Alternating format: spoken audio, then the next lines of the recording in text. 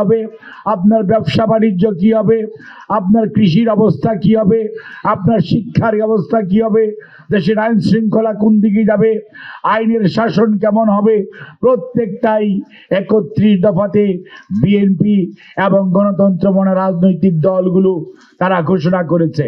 কাজেই আজকে যারা কথায় কথায় বিএনপির সমালোচনা করার চেষ্টা করেন, আমরা আপনাদেরকে বলতে চাই, আসুন রাজনৈতিক মাঠে প্রতিযোগিতা থাকবে, প্রতিহিংসা পরায়ণ হয়েন না।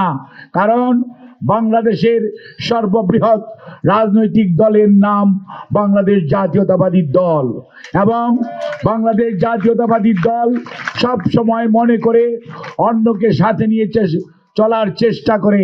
সেজন্যই বিএনপি কাউকে তুচ্ছ তাচ্ছিল্য করে না, কিন্তু অনেক নেতার